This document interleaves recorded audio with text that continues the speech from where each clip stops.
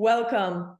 It is a distinct pleasure to host this event organized by the Institute for Science, Entrepreneurship and Investments and dedicated to the latest technology innovations in healthcare, pharma, and life sciences.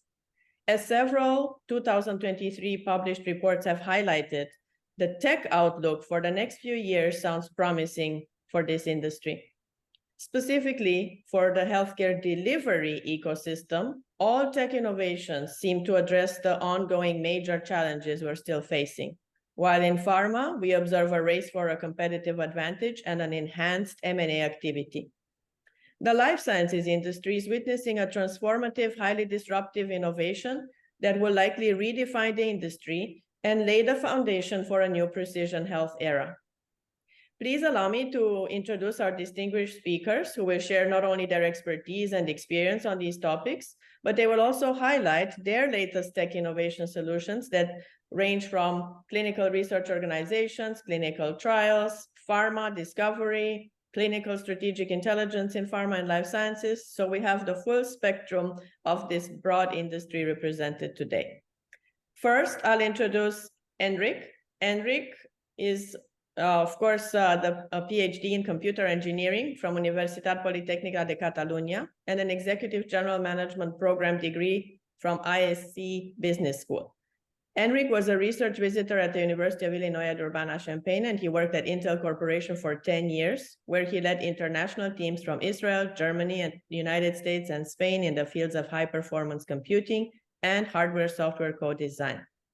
Enric is a co-author in more than 25 scientific publications and 20 filed patents. I'm jealous. I'm working towards that. Currently, he's of course the co-founder and CEO of Pharmacelera, whom he represents today. Welcome, Enric. Thank you very much for inviting me. Dr. Kishore Kumar has a PhD in biostatistics and has more than 3 decades of career spanning across research, academia, pharmaceutical, and services industry. Kishore is a known expert with insights into drug development and technology applications across clinical development phases. He previously served in several leadership roles in the pharma industry that would take me too long to enumerate all of them. And he's the co-founder and chief data scientist at Consilx, whom he's representing today. Welcome, Dr. Kumar. Thank you, Ingrid. Yamina Hakem is a globally recognized executive with over 3 decades of experience in pharma and life sciences industry. As a founder and CEO of Global Reach BI, a consulting company dedicated to strategic intelligence, she has harnessed AI technology to provide client partners with strategic data-driven insights. Prior to founding Global Reach BI, Yamina held several key leadership positions at Thomson Reuters. As a member of Les Conseillers du Commerce Extérieur de la France, she provides pharmaceutical industry-related expert guidance on international trade and economic development. Thank you for joining us. As soon as Dr. Pergolizzi can join us, I'll also introduce him. What I would like us to do is start our discussion with a very important topic. We're witnessing all these tech innovations, and I would like for each one of you to share, out of the full portfolio of tech innovations, which one do you think has impacted your specific industry the most and your daily operations the most? And we'll start with Enric, then Kishore, Yamina, and hopefully Dr. Pergolizzi can join us in a second. Go ahead, Enric. Okay, thank you very much. Well, for no surprise, I would say that the period of 2021-2023, the last 2 or 3 years, the reality on the huge importance of artificial intelligence applied to drug discovery. Okay, it is true that some big companies that made a lot of claims did not deliver as expected. Okay, this has created the feeling that maybe the hype around AI was over for drug discovery. Okay, but let me start from the beginning. Okay, the problem was a problem of expectations. Okay, by reading some news and hearing some pitches, okay, it seemed that we would just press a button, okay, and magically we would have our lead candidates printed in a 3D printer, and something that took 3 years would require now 3 hours. Okay, everybody with scientific background knew that this was not the case. Okay, or for example, there was a company, an AI company, claiming 100 projects in the clinic in its first 10 years of existence, and after 10 years, they have 4. And I have said 4, not only 4 on purpose, okay, but having 4, because having 4 projects in the clinic is a success to some extent. Okay, so again, it was a problem of expectations. Okay, at the same time, okay, some other smaller companies that did not do as much noise have been moving their assets forward. Okay, assets that have been delivered by AI. Okay, but they have not been branded as an AI or AI only companies. Okay, we have seen the explosion of AlphaFold, okay, for example, a technology that by using artificial intelligence and machine learning, you can derive the 3D structure of a protein, okay, uncovering the Pandora box for discovering new molecules or new drugs, okay, for unexplored targets, okay. So I think that we are seeing this AI machine learning component having a huge impact in drug discovery. There will be a huge difference between companies that are embracing early these advances in AI and machine learning from those companies that are not doing so, okay, both in terms of speed, okay, and in terms of accuracy in their drug discovery projects, okay. There will be a huge gap between these two type of organizations, okay, those that are embracing AI ML early and those that are lagging behind.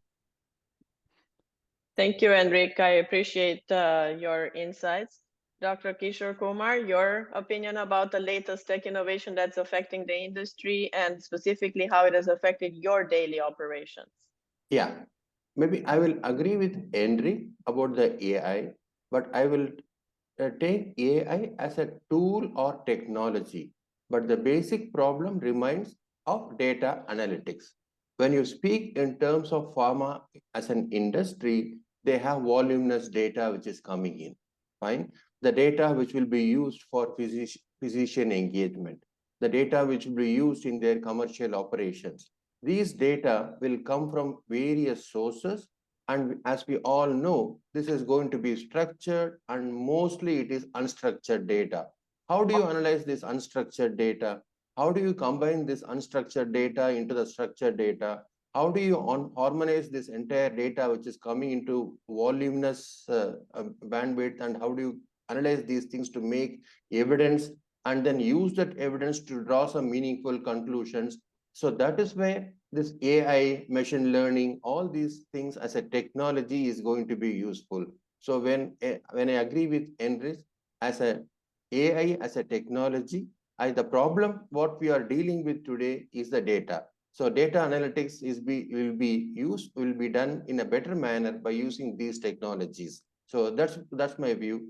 When technology is AI, the end product is data analytics, and the evidence which is going to come out of that use of the technology and the evidence of data being analyzed, being brought into a meaningful conclusions to make sense out of it. And that is going to be the actual use of the technology, what we are going to see.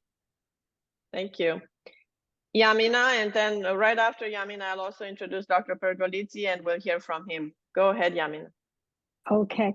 Thank you, Ingrid, for organizing this discussion. And what I appreciate is definitely the complementary aspect of that. And I'm going to add to what Enric was mentioning in terms of drug discovery. So we at Global Reach BI are more focused on drug development and supporting the drug development and market launches of new assets. So certainly the trends that I have seen shaping the industry in 2023 is the implementation and increased implementation of AI in drug development. It is especially important within the pharma industry because 50% of the cost of to develop a new drug, it comes from the development stages, so the clinical stages.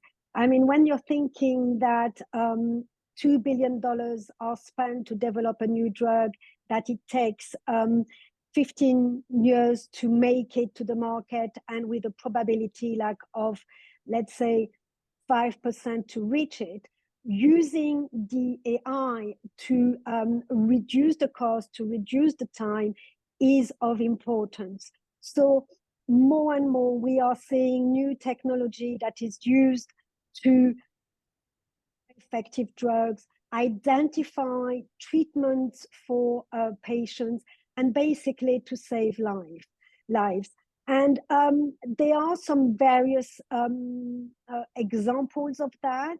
And one of them that I've noticed in 2023 that has made some seriously inroads is this AI designed drug developed by in silico medicine. Basically, there is a partnership, and that's also a trend that is happening a lot. There is a big partnership between the pharmaceutical company and their capabilities in terms of development, and the tech companies. And in silico medicine has partnered with Exelixis in identifying good onco targets and develop new drugs. And this drug now is in phase 2 of clinical trial.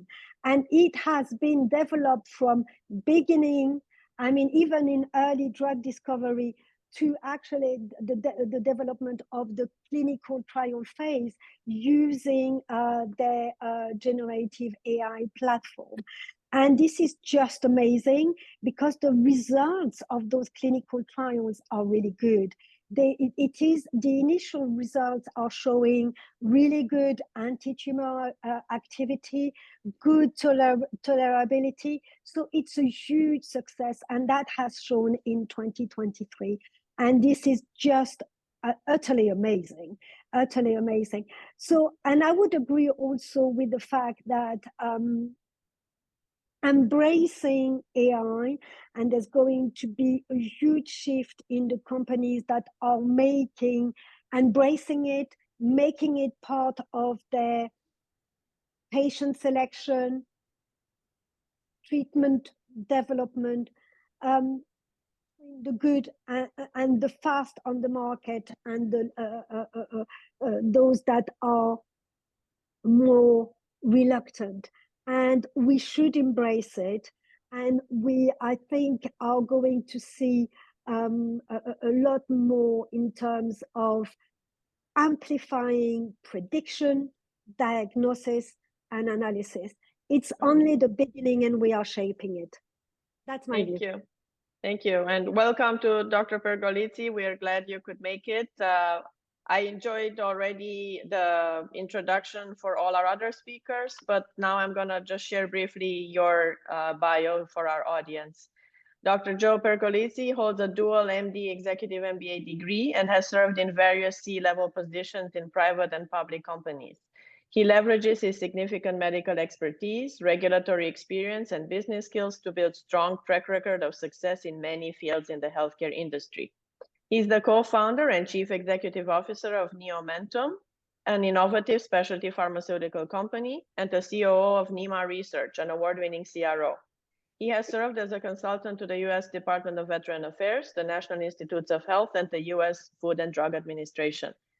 Welcome once again. And if you didn't catch our initial round, we were just talking about the wide portfolio of tech innovations that are shaping the industry, and each of our speakers shared which trend they thought has mostly impacted their industry. So we wanted to hear from you as well. Sure, great. And a real pleasure to be here amongst these very distinguished presenters. So thank you. I look at it from a broader spectrum, in the sense that if I look at from my CRO's needs, decentralized clinical trials, the abilities to use AI with the potential of digital twins. And I think the issue here is that these things are being built and being discovered and implemented, but the regulatory bodies are a little behind. Right. I think in Europe, they actually have one that has used a platform that did enhance with digital twins, so that you can shrink the sample size. You may get more diversity. You may be able to get more equity for individuals. If we look at oncology trials, for example, I think the last report said about 8% of the individuals who have cancer represent 45% of the individuals in the clinical trials, and that it's not equally dispersed amongst equally dispersed amongst the different subsets in the population. So it's a little disappointing. We may not be getting as good of information as we can. So by embracing opportunities with AI through digital twins and decentralized studies, this can be really exciting. Also, the ability to pool tons of data. You have experience with EEGs in pediatric neonatal seizures. I mean, having the ability to pull all this data together and analyze it very quickly, almost real time, is going to allow us to have better drug development skills. I also then take my hat off and look at from the capital markets. The funding of clinical trials is very important, funding of the particularly startups, et cetera. And a lot of the AI that the individuals are using from the fund side, from the VCs, and even the family offices is very encouraging too, because they're able to get better understanding of the hurdle rates for certain disease states, their better understanding of how successful a new chemical entity or a new molecular entity may be. So the ability to pull all of that data from the capital market standpoint is going to make for sharper and more pungent investments. And that's important because without the money behind it, innovation can be stale. And so right now we're seeing that these very barren markets when it comes to biotech with the index down, et cetera. But I think AI is going to be able to energize that. And I'm really excited about the opportunity to do that. So where we marry the capital markets to the actual drug development and building of companies is very important. Thank you so much. I really appreciated your comments about digital twins. I just published an article on digital twins and blockchain for healthcare. So I'm passionate about that topic too. And that is the future. Yes. So for the second round, we're going to start same pattern, Enric, Kishore, Yamina, and then Dr. Pergolizzi. But maybe we can focus on the challenges that you experience in deploying and highlighting what we need to overcome if we want to deploy all these technologies in a meaningful, responsible way. So, Enric? Okay. Yeah, I think that I'm talking from an early perspective, okay? I'm more, or Pharmacelera is more in the early drug discovery space, okay? So a fundamental pillar in early drug discovery is how we find these new molecular scaffolds. How do we define and how we design our new molecular candidates, okay? And here we have a very interesting area to explore, which is ultra-large chemical spaces. What do I mean by that? I mean, the chemical space is forecasted to be 10 to the 30, 10 to the 60, okay? That depending on the source, there's a big difference, okay? Between 10 to the 30 and 10 to the 60 potential molecules, okay? But still is vast, okay? And we have been exploring just a very tiny part of it. We have been mining libraries in the few millions of molecules, 10 to the 6th, 10 to the 7th at most, okay? So there is a huge untapped chemical space, a virgin and unexplored chemical space, okay? How do we use artificial intelligence, okay, to mine such a space and find novel and unique original leads, okay? In this regard, we have seen the use of DNA-encoded libraries, okay, DELs, to test in a single wet experiment millions of molecules and generating a huge amount of data for machine learning to design new molecules, okay? You were commenting about data aggregation and data curation. By using DNA-encoded libraries, you have a single source of data that is generated with the same methodology, okay, with the same standards, okay, so all the data points, the good data points and the bad data points, okay, are very useful, okay. We have seen the introduction of new ultra-large chemical libraries with billions or even trillions of potential synthesizable molecules. All these libraries are growing at an unprecedented speed, okay. How do we use artificial intelligence to mine these huge chemical spaces and explore the unexplored, okay? I explore this virgin chemical space. Bear in mind, okay, that you may have the best clinical trials, which is very important. You may have the best animal models, you may have, but if you fail at finding the good starting points, okay? If you fail at finding the good targets, the good biology, the good starting points, the good molecules, okay, your project will be bogus. Depending on, regardless of whether you have the best or the worst CRO afterwards, okay? And we at Pharmacelera were paying a lot of attention in applying artificial intelligence, quantum mechanics algorithms to mine these huge, let's say, de novo chemical space to untap a new original molecular scaffolds. Thank you. Kishore, what challenges do you see and what have you been addressing? You're on mute. I had a cough, so I agree with Enric again, but I would like to give a small story to this context. I will read a report which I read recently. It's a report on Gen AI. 70% of biopharma executives expect Gen AI will facilitate faster decision making. Fine. It is also added that 55% say it will accelerate innovation. 40% of life sciences work hours will be impacted by AI.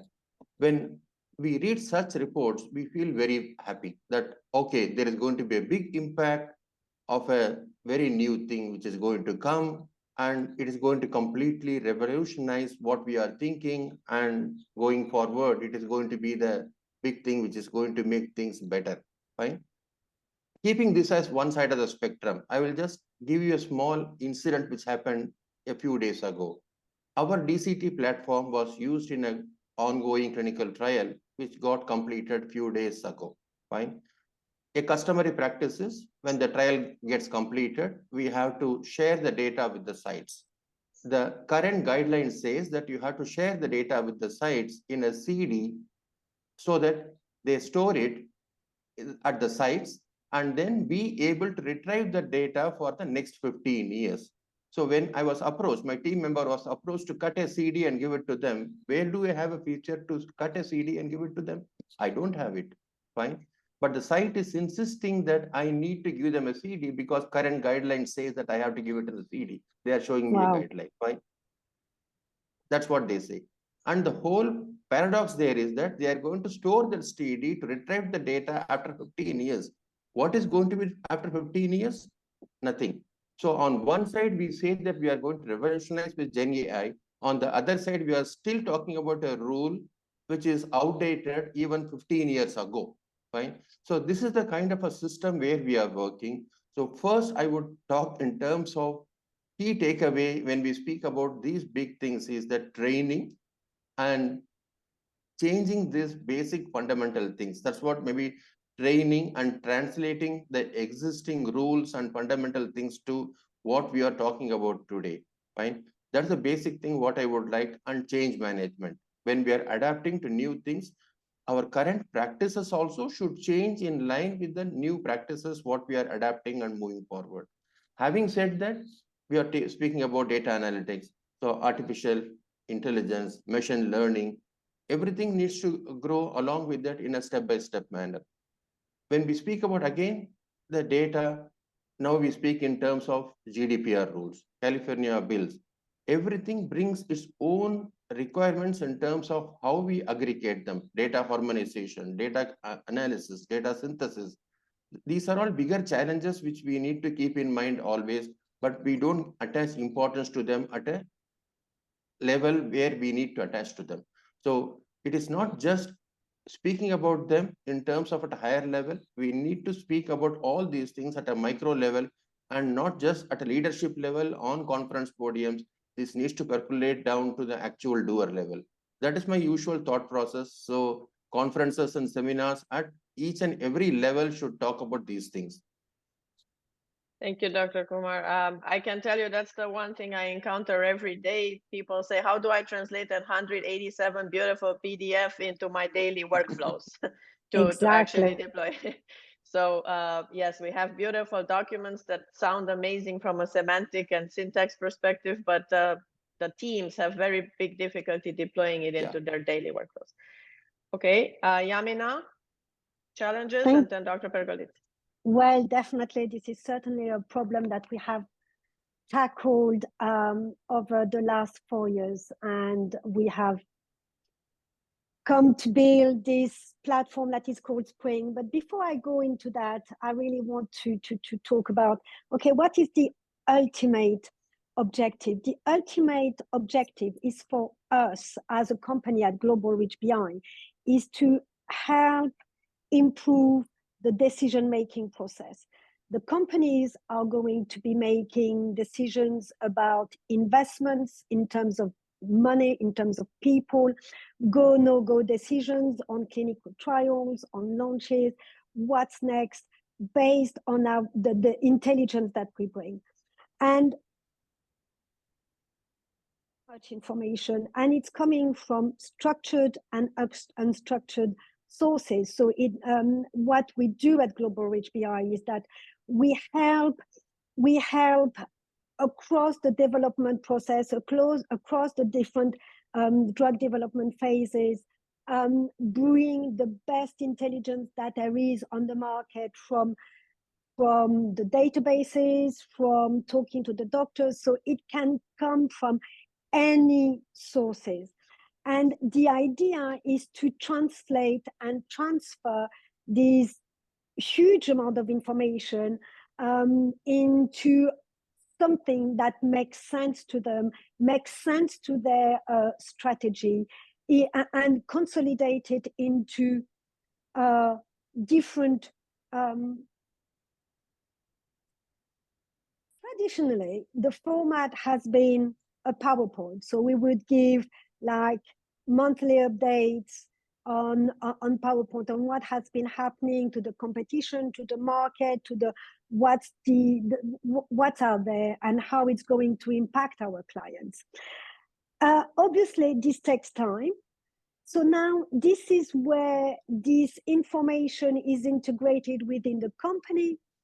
And it can be the old ways. Like, I mean, it's not going to be as bad as cutting a CD, but it's going to be like putting that on a on a PowerPoint. Then it's on a system, internal SharePoint system, for example, and it's a PowerPoint, and people don't know where it is. Sometimes it ends up with data on Excel, and everybody's using their own information and the efforts are duplicated. So over the last few years, what we have done is consolidated all this intelligence into Spring, that stands for Searchable Primary Intelligence, which means that for the clients, they know that this data set is totally specific, it's accurate, it's error-free, it's unbiased, and it's taken from public sources and very private sources. Right. And there's a lot of technophobia that still exists from the people who want to pay for it, from the people who want to use it. And we just have to embrace the fact that it may be complex, but it's not complicated. And having AI or digital tools that are mission specific is a good way, baby steps are a good way to bring technology in-house and then to mold it to the individual needs of the various groups within your organization. So for our company, we try to align with the sponsors as much as we can. We try to be very cost efficient. And at the same time, we try to do this in a manner that is within the guidance of the FDA. So as one of the speakers mentioned before, it's getting out there, and it's almost being, to use maybe an unliked term, a virus, right? The strongest viruses are the ones that leave their natural domain and to spread. And if you don't go out there and explain to the rest of the shareholders, the finance people, the regulatory people, the insurers, and the patients, you're going to miss out. I think also one of the things that still is necessity for drug development really is the human part of it. So I think the fact that AI doesn't have EQ is lacking right now. And I don't know if we wanted to, but that patient-centric, professional-centric, person-centric element is still missing. And in drug development, I think it's important to have all the different types of assays that were mentioned in categories and libraries. But, if you go back to Paul Janssen and Sir William Black, et cetera, they'll tell you that a lot of times the most potent discoveries are the ones that were there by accident. right? And so it's important that we do continue to embrace it. Small steps, I think, is what's needed for our regulators and also for investors. And as was just mentioned by the prior speaker, to get adaptation internally. If you go and take a 20-year veteran who is maybe a little technophobic in a sense like I am, you're going to be very skittish. So what do? I rely on my younger staff, and I tell them the mission is where this company is, not now, but where it's going to be in the future. And how are you going to take me there? That's why I love working with Ingrid, because every time I speak to her, I learn more and more. And then it's understanding what's best value and can be adopted and integrated into your system so that the stakeholders all benefit, including the patients. Thank you. So all of you highlighted, I'll just summarize for our audience. We heard regulatory guidelines need to be adapted to real world daily workflows. We heard that micro innovation, small steps, is essential for companies to be able to adapt to all these deep tech solutions and still maintain their financial and operational goals. We heard that we have huge opportunities in terms of drug development, as well as embedding this deep tech innovation in the clinical intelligence. And then all of you expressed concerns about data governance, data standardization, data validity, and data provenance. So we touched almost on all the challenges in the ecosystem.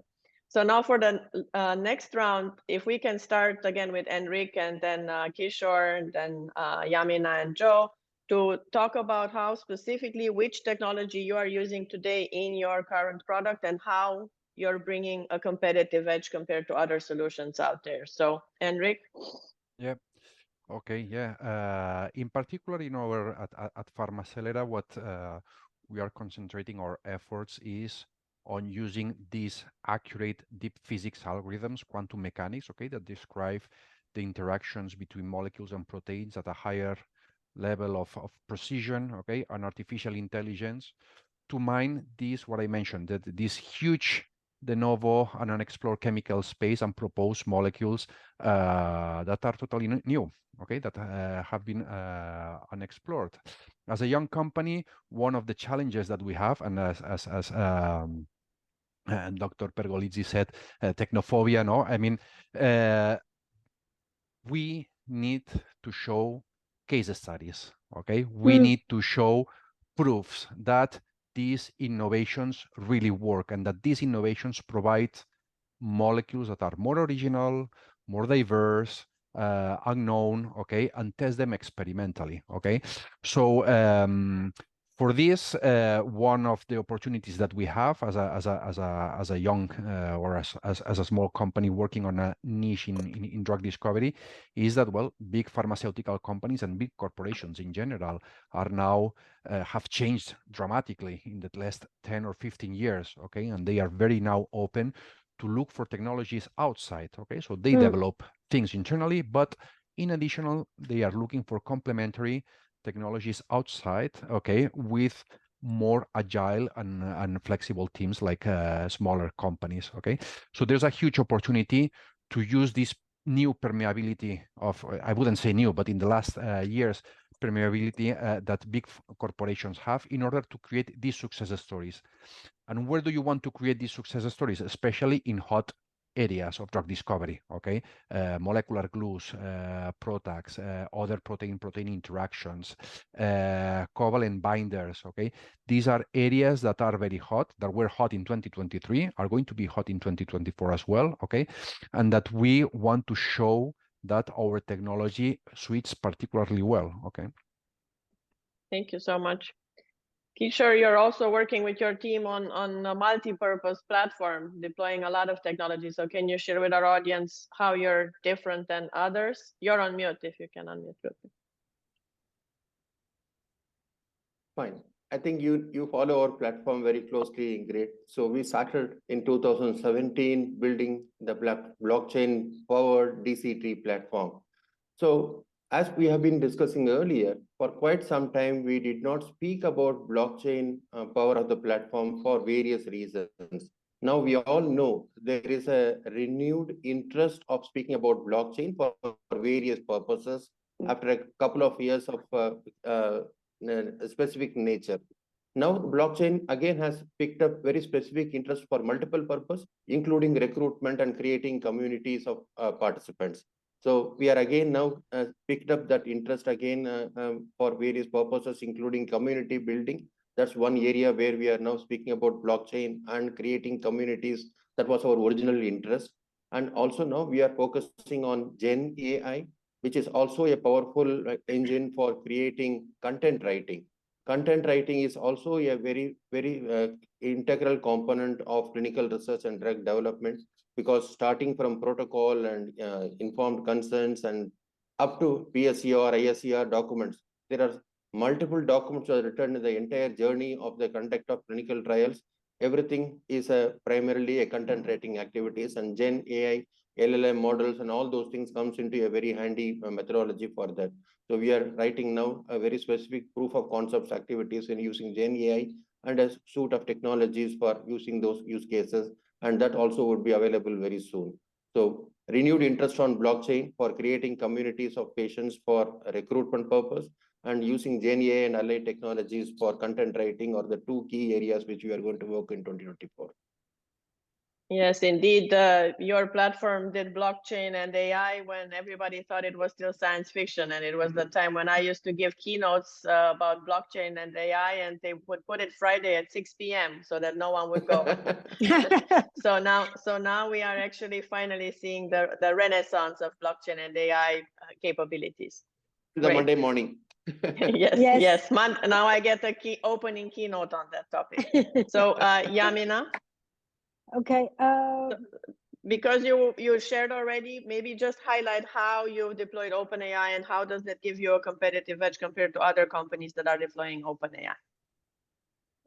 I mean, for sure. I mean, we have already explained how we are using it, but having something like OpenAI, the API version, makes it totally different from any other competition out there, because what it's there to do, it's there to support this decision-making process that is so important. And it's only the beginning. We have initiated this process in 2023. It's going to increase in 2024. And there is, and I'm looking at other collaborations that I could have in terms of Gen AI. The landscape is getting bigger.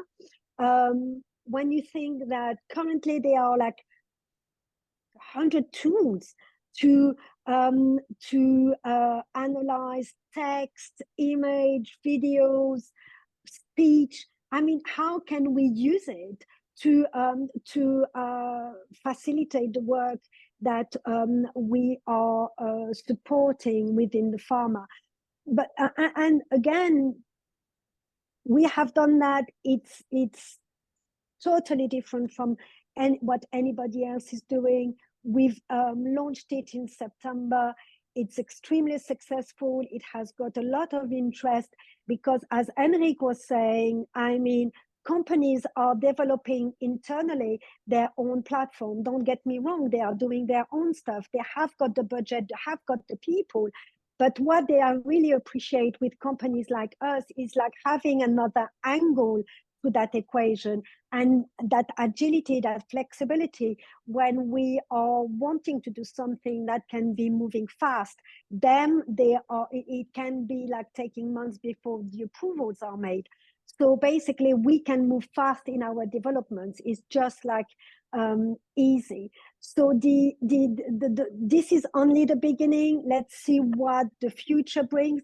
But to be honest with you, Ingrid, is that it is an exciting time because we are so lucky to make this change happen, to shape AI as within the pharma industry as we want it. And we are going to see more and more collaboration between the pharma and the tech to certainly develop new drugs and make it available to the customers, to the patients quicker.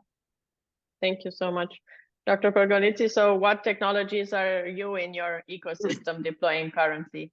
Sure. So right now we're actually working on a blueprint on what the next 10 years or 20 years for the company will look like. And these include patient recruiting methods by using novel things like the metaverse, right? We're exploring that. We think that's really cool. We're also looking at, we were built on a platform of market-aligned planning. So very early on, we bring commercial people into the process. And we let those commercial people weigh in on the probability of success as a commercial entity or through market access from a global standpoint. So we're trying to streamline that process and automate market-aligned planning. Which is really a hallmark of drug development. So we're trying to add additional elements to that part of it. And again, from our standpoint, the more that we can connect our investors to understanding the actual development process of a certain drug or the impact it will have on society, it allows us to have a better rapport with them, and even more, a stronger commitment, particularly when times get tough, right? Everybody can go out and try to develop a drug. It's really, it's when you have rough seas that will make good sailors, right? And that's why it's so important that we're able to bring as much of that back end up forward to our commercial people and to our finance people, those financing the operations that we do. So we're more on the same page in real time. And that's always a problem. So, part of it is how do we integrate this information to the boardroom, right? The board members need to know what's going on, right? What's going on with the investment? When's the exit? Why is it taking so long with FDA? And being able to streamline that information, I think brings a lot of value to the whole process. So we're in the stage right now where it's more blueprinting. We're looking to find the right strategics. We don't believe that we have to grow it all ourselves. We think that there are companies out there or individuals themselves that can team up with some of our very seasoned individuals and with their talent skill animate what we're doing. And that's the whole process we're at. So we're sort of in the blueprint phase right now. We have different projects that are ongoing. The electronic source document that integrates seamlessly with the EDCs, that's been very helpful. For the larger, more complex studies where we have multiple databases that need to be integrated very quickly, we're able to use certain AI that, from what my team tells me, will reduce the time that we get the initial readout data by 2 or 3 months. So it's that type of process that we're in right now, more of a blueprint with certain implementation. Like I said, I really like the metaverse. I joined it with a couple dermatology subjects, and it was fun, and I think it's going to have a great impact on recruitment and be fun too. So for our audience that might not be familiar, actually Takeda Pharmaceuticals published a recent pilot that they did for patient recruitment and patient engagement, and just in general post-marketing trials as well. So it's getting out there, and I think we're going to see more of that over the next few years, how to leverage these novel immersive environments to engage also younger generations, maybe in population demographics that before never participated in these type of clinical trials. So. Right. And real world data is extremely important. We're spending a lot of time with RWE. We're spending a lot of time with the model of informed drug development as well. Those are some of the things that can help expedite and make things more efficient. So that's how we look at it. Thank you. So for our last round, it's going to be a quick round robin projection from each one of you out of all the deep tech that we're seeing permeate in the ecosystem. Which one do you think will be the dominant one? And I'm going to have a challenge for you. You're not allowed to say AI. That word is taboo. So we have to focus on other complementary deep tech And I want to hear what you guys say. So let's start with Enric again, then Kishore, Yamina, and Joe. Go ahead. Deep physics and quantum mechanics. I mean, I think that an intersection, sorry, with artificial intelligence. Okay, I think that this is going to be very important in the forthcoming years. Thank you. Quantum computing. Yeah. Also quantum.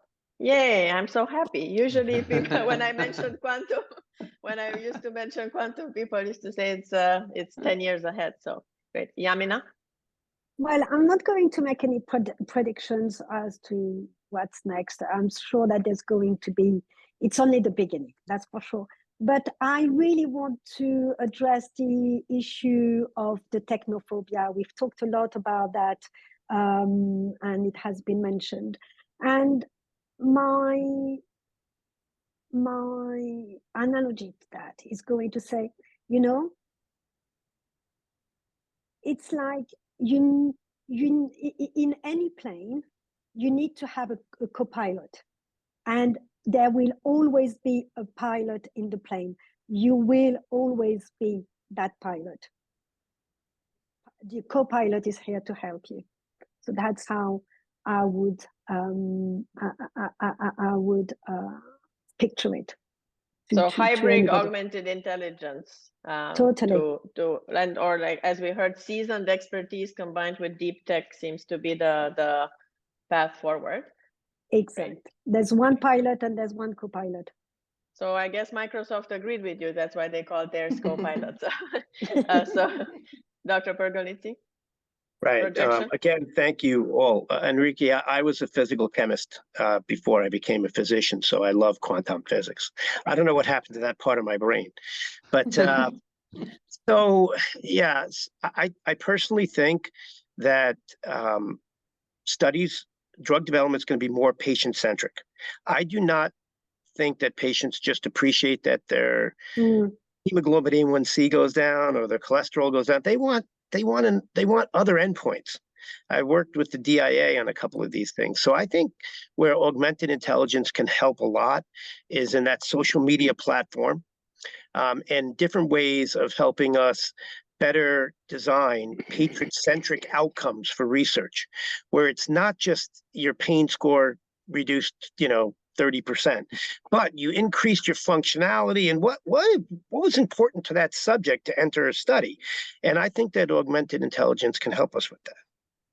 Absolutely. You would have enjoyed our last session. I'm going to send you the recording where we talked also about semantic web analysis and the power of that to enrich the current data sets. And again, I might add my prediction, which I think you're going to know, it's digital twins, because I think it can bring all of it together, everything that all of you mentioned, right? The insights that we can get from a variety of data sources with the computational power of quantum, with the type of insights that we can get from the initial drug selection, like Enric mentioned, I think we can get the best results. So thank you all. I hope our audience enjoyed it. And also, as always, we will send a recording out to all our guests that couldn't attend today but have expressed interest. And I want to thank all of you for the important work you're doing to advance the industry and to deploy technology responsibly for pharma, healthcare, and life sciences.